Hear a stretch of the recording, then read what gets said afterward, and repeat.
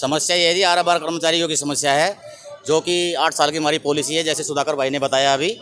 और उसके बाद इनको 16-16, 17-17, 20-20 साल हो गए हैं, इनको पक्का नहीं किया जा रहा। 12,000 तनख्वाह मिलती है, उसमें कुछ नहीं होता। बच्चों को पढ़ाएंगे, लिखाएंगे, अपना किराया देंगे या क्या क्या करेंगे, ये तो प्रशासन को भी समझ में आता है, लेकिन वो प्रशासन बिल्कुल अपनी आँख बंद करके बैठा हुआ है। हम यहाँ 1 तारीख से धरने पे बैठे हुए हैं, 1 से आज 24 तारीख हो गई आज।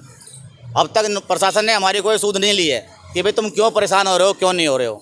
ऊपर से इतनी बड़ी फोर्स बुला ली। कल 6 बस यहाँ बुला रखी थी, CISF थी ये और RAP थी, और पुलिस प्रशासन ने पूरा का पूरा हमारे पीछे लगा रखा था। जैसे वही बात है कि जैसे कोई हम आतंकवादी वाला काम कर रहे हैं। एक NDMC का RMR कर्मचारी पहले ही बेचारा परेशान हो रखा है, और उस पर और अत्याचार किया जा रहा है और उनका शोषण किया जा रहा है। इससे ज़्यादा बुरी बात क्या होगी एक कर्मचारी के लिए।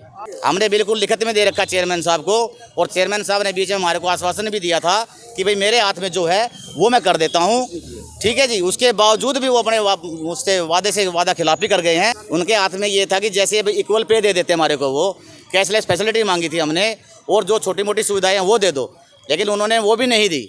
अब हमारी सिर्फ एक ही मांग है कि RMR कर्मचारियों को पक्का करो। RMR अगर ये हमारी मांगें पूरी नहीं होती हैं तो आने वाले समय में पूरी NDMC के एरिया में बिजली, पानी और सफाई सब कुछ बंद हो जाएगा। ये हम प्रशासन से अभी गुहार लगा रहे हैं कि हम गरीबों की आवाज़ सुन लो, क्योंकि गरीब बेचारा बहुत सताया हुआ इंसान है। ये रोड पे सब कुछ यही काम करने वाले होते हैं। सफाई कर्मचारी की ड्यूटी क्या होती है? सफाई कर्मचारी की सभी महिलाएं सुबह मंदिर मस्जिद जाती हैं, अपना मंदिर में जाती हैं पूजा पाठ करने के लिए। एक सफाई कर्मचारी सुबह 6 बजे रोड पर झाड़ू मारती हैं।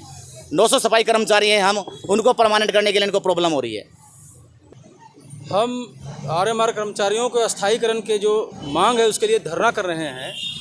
इस मामले में प्रशासन ने इनको गुमराह किया है, जो कि RMR की पॉलिसी है कि 6 साल RMR होने के बाद ऑटोमेटिक पक्के कर दिए जाएंगे, अस्थायी कर दिए जाएंगे। लेकिन यहाँ ये देखा जा रहा है कि लोग 19 साल से 20 साल से काम कर रहे हैं, और प्रशासन बेवजह की अपनी बातें रखती है। कभी इनको गृह मंत्रालय भेज देती है, कभी इलाहा मंत्रालय भेज देती है, जबकि परिषद खुद निर्णय लेने के लिए स्वतंत्र है। इसको संवैधानिक अधिकार प्राप्त है कि ये स्वयं निर्णय ले। हमारे 2000 में एक रेजोल्यूशन हुआ था, जिसमें रेजोल्यूशन में ये निर्णय ले लिया गया था कि संविधान के जो प्रदत्त अधिकार है उसके तहत पालिका काउंसिल जो भी निर्णय लेगी वो ही फाइनल होगा। पता नहीं ये किस वजह से वहाँ भेज के इन लोगों के जीवन को ख़राब कर रहे हैं। 12,000 इनकी तनख्वाह है, 12,500 की तनख्वाह है।